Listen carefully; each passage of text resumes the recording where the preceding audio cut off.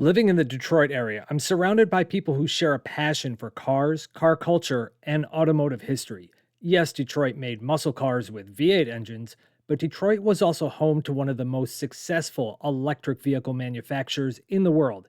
In this video, let's go for a spin and learn about the Detroit Electric, a century old battery electric vehicle with an interesting story.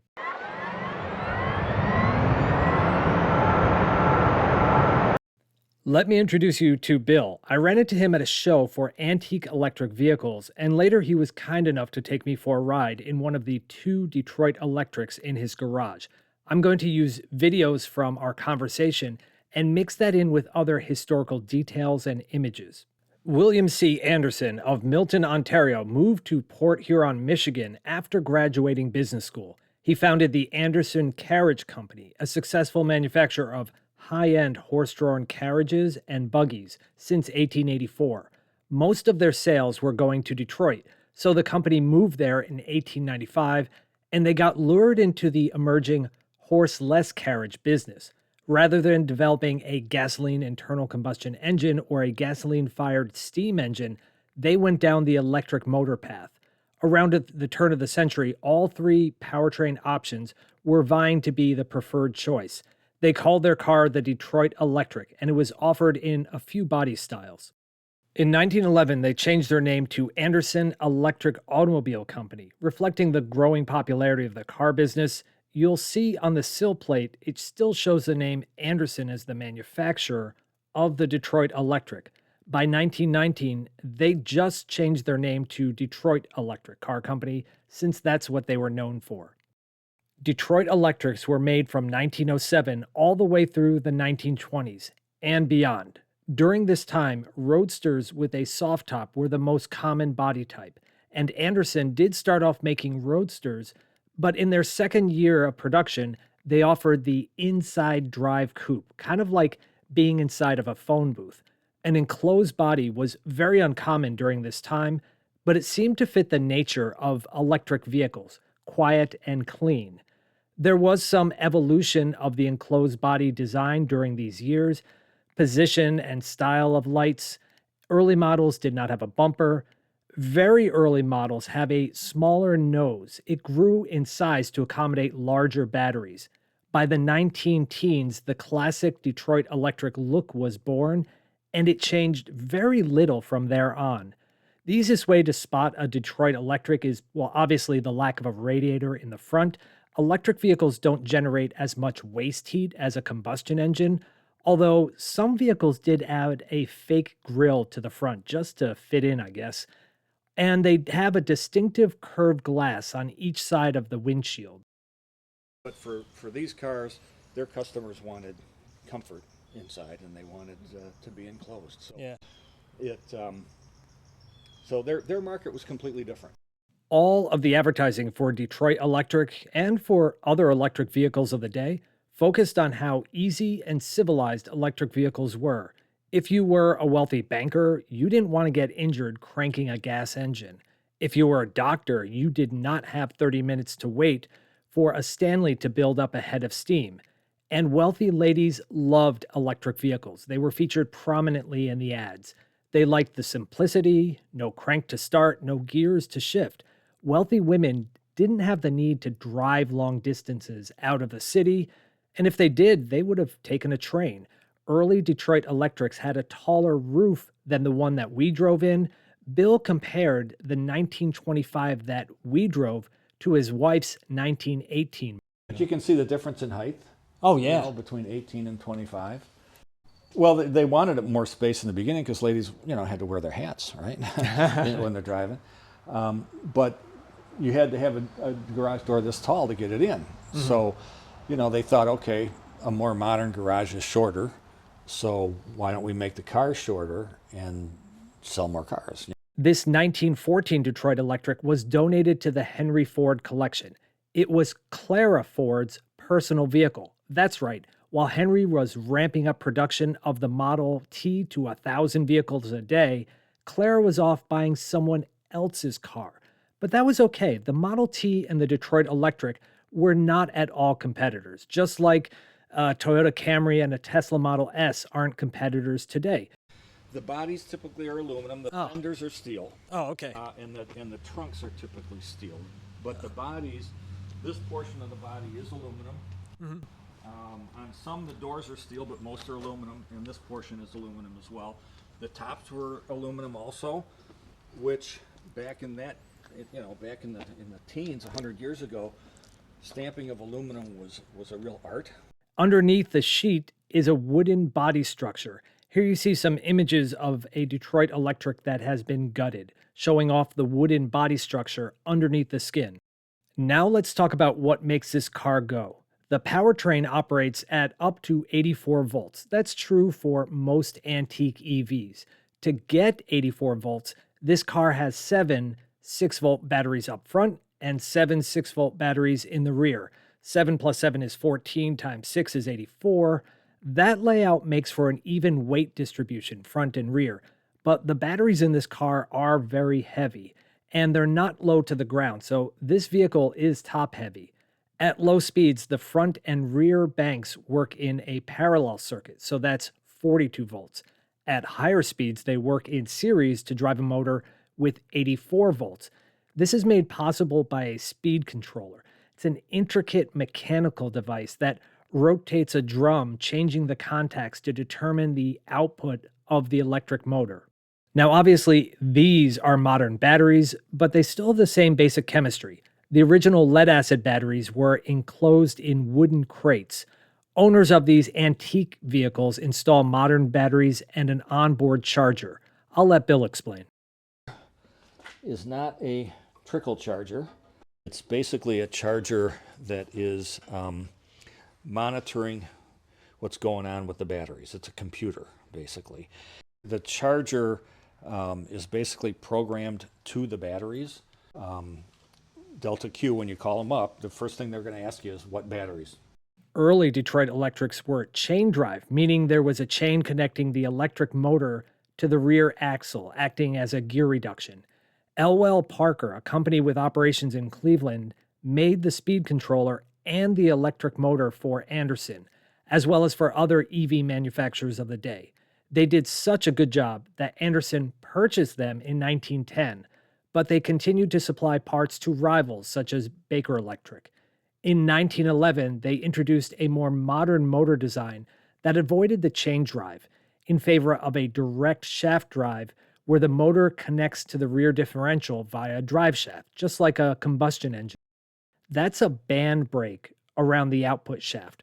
On the inside, there's a large pedal mechanically activating the brakes. The smaller pedal is kind of a parking brake. What it does, it puts a clamp around the drive shaft. So the parking brake then activates the rear brakes. And I actually, when I first got this car, I ended up hitting that brake at the same time. Oh. And that created all sorts of problems. The specs on modern EVs can be quite bonkers sometimes. 0 to 60, horsepower, range, charging, and kilowatts. We'll go through that, but keep in mind, back then there weren't a lot of standards for testing, and they were innovating every year, so introducing new models, and the numbers kept changing. Detroit Electrics were not powerful. The electric motor only puts out about 5 horsepower, although you can exceed that with a full battery for a short period of time. And those lead acid batteries made the vehicle heavy. Simply put, if you wanted to go fast, a steam fired powertrain was the way to go, but they heat up slowly and blow through water quickly. Gasoline internal combustion engines weren't as easy to start, but they had good power and range as long as you can find a gas filling station outside the city. Battery electric vehicles were promoted as being easy to operate and, honestly, just fast enough. The car can achieve 22 to 25 miles an hour. At the time, city roads were constructed from a variety of materials, and they were not smooth. Plus, there were often ordinances to prevent automobiles from going too fast and scaring the horses that were still being used. They can go up to 80 miles on a single charge, and that was considered good enough for daily city use. Well, I mean, enough for most people. Thomas Edison also owned a Detroit Electric, but he made his better. And from 1911 to 1916, he sold optional nickel iron batteries for $600 more. And that was a lot of money back then. But the Detroit Electric was already more than a gas combustion engine vehicle, so, golly gee, why not? In 1912, a Detroit Electric set a range record of 211 miles. This is steering. Hmm. To turn left, you push it away from you. To turn right, you pull it towards you. This is called the speed control. It's not a throttle, it's called a speed control. And there's basically 5 clicks that you can feel. And so you're starting out typically using 1 bank of batteries until you get all the way up to 5. Right now, we're at using all 84 volts. Which leads us to a question about this early electric vehicle that we still hear about today. How and where do you charge an electric vehicle? This is a map of Chicago today, showing the locations of EV charging stations. And here is a map from 1916. History! If you could afford a premium priced electric vehicle, you had electricity in your primary residence. Home chargers at the time had a mad scientist kind of look to them. Back then, the plug type, though, was quite simple. DC input into the car is a simple barrel-shaped connector. The outside is negative, the inside is positive. In a modern connector, there are extra pins to allow communication between the vehicle and the power supply and for safety purposes. At a charging station. Now there is actually an electric car recharging station building that is still here in Detroit. It's at the corner of East Grand Boulevard and Jefferson. There's a Tim Hortons on the corner. Right behind it is a Quonset hut. Yeah. And that building was an electric car recharging station for the people who lived in Indian Village, which was the first suburb of Detroit. Now, I knew the area he was talking about. I recall there being a cool design house there. It's called Prop Art Studio. I reached out to them, and sure enough, they are very aware and very proud of the history of their building. They sent some images and information that they collected. None of the original equipment exists, but the building is still very cool. If you work for an exhibit or advertising company and you need some fun props, check out their website. Really nice people. This car was targeted at affluent people, so the interior needed to be refined. And it is super plush, like grandma's sofa. Being an enclosed body, the fabric was not exposed to rain or snow. These interiors have all been redone. Some may be better than original. Every one I've seen has a flower vase. Side windows roll down, the rear glass drops down. Combined, they help with ventilation for hot weather. In cold weather, well, you wore a heavy coat. I mean, people were just tougher back then. Visibility out the front is very good, lots of glass. It is awkward by modern standards driving from the rear seat, but driving back then was just different. So this is first, second, third, fourth, fifth. I felt a little kick, So- fourth and fifth. That's when you feel the kick, because they're in. I always get this wrong. They're in parallel for the first 3, and then when you go to 4 and 5, they go into series. Right. The speed controller gets you going. You work up through the speeds 1, 2, 3, 4, 5. There is a reverse speed as well.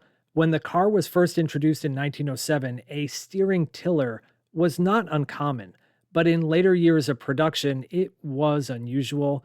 There are some Detroit Electrics with dual controls. This allows a chauffeur to drive the vehicle from the front, or the owner can drive it by themselves from the rear seat, because you didn't want your butt in the same seat as the chauffeur. I guess that's not classy. Near the driver were light switches for exterior and interior lights. Let's talk about the gauges. They have a clock. This gauge is by Stuart Warner. Around this time, Stuart had just completed its acquisition of rival Warner, thus the name. It has an odometer, a tripometer that can be reset, and a speedometer. True to nature of early electric vehicles, speed was not a prominent part of the gauges. On the left is an amp meter showing the flow of electricity into the battery when charging and out of the battery when driving the motor. Most modern EVs indicate the same thing somewhere in the display of information. It tells you how hard you're driving or charging the vehicle. On the right is a voltmeter, and you kind of use that as a fuel gauge. If you're at 84 volts, you're full or somewhere around full. When it drops, you're headed towards empty. So the 16 was built in 16. It was actually modified in 28, and it had been titled as a 28, but Jack. There are leaf springs at each corner to soak up the bumps on modern roads. On old roads, you'll probably need to slow down a little. Parking brake, which is a good thing. Oh, that stopped pretty good though. Yeah, it does. I mean, it took a ways, you know. Yeah. If there had been somebody stopping right in front of me, I would have been. It only stops with the mechanical brake is how hard you push that pedal. Like its competitors, the brakes were only at the rear using mechanical drum brakes. Lesser vehicles of the time used band brakes that clamp around the outside and do even less good a job of stopping the vehicle. This Detroit Electric has metal spoked wheels. You'll see others with artillery-style wooden spoked wheels. Anderson produced 1,000 cars a year or more, ramping up to a peak in 1916 of nearly 1,900 cars. Detroit, basically. So I think I'm actually going to turn around right here. Yeah. Which is going to work out nicely because there's nobody coming the other way too, as long as I do the brakes properly. The other thing that you find is you go slow around corners because the car is top heavy. Yeah, the batteries are up. Batteries are Pretty up real high, and that's yeah. another reason I think, I don't know for sure, but why they went with an aluminum body. Yeah, so you just take everything a little bit slower. Yeah. You know, with these kinds of cars and enjoy the ride. That's the main thing, is enjoying the ride. Separately, in 1912, Cadillac introduced the first car with a self-starting motor, eliminating the need to crank start the vehicle. Other gas engine manufacturers also quickly added this feature too, and more gasoline filling stations went into business. Electric cars did have some renewed popularity during World War I due to rationing and higher fuel prices, but by the roaring 20s, their higher cost and lower power could not keep up with the advancements of combustion engine vehicles. Detroit Electric became even more of a custom manufacturer. You'll sometimes come across vehicles today that have two manufacturing dates.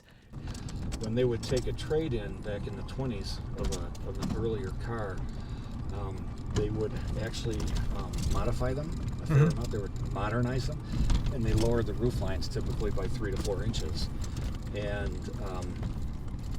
And they'd do some other things, like they'd put carriage lights on it. But they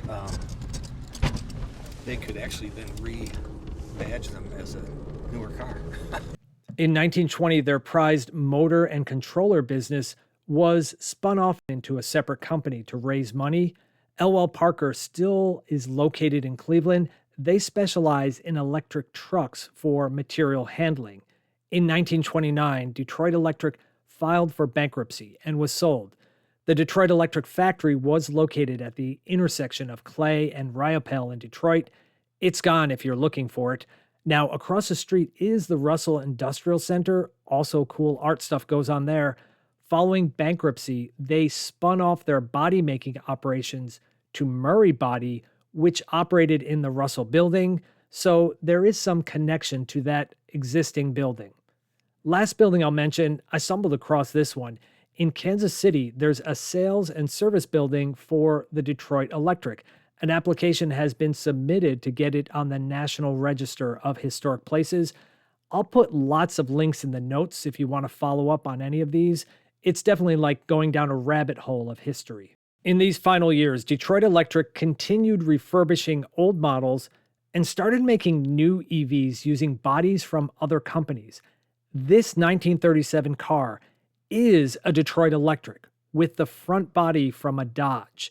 You can see through the windshield, there's the tiller steering bar, which was still being used in these Detroit Electrics. EVs that were still in operation during World War II saw increased popularity, again for the same reason, rationing and high fuel prices. In total, from 1907 to 1939, Detroit is said to have sold 13,290 electric vehicles. That includes some commercial trucks and a handful of those strange body swaps that came later on. There are 138 registered private owners of Detroit Electrics in the Antique Electric Car Club, with more in museums in North America and around the world. They sold all over the place. One last thing as I mix in random footage of those wonderful pieces of history. In 2008, the Detroit Electric was reborn as a two-seat, all-electric sports car based on a Lotus that would compete against, yeah, you know. They still have a website. There are pictures of them rolling off the assembly line, but the company didn't make it. But you did. You made it to the end of this video. Lots of parallels between EVs then and now. The big difference is we've got better technology now and social media. Thanks for watching.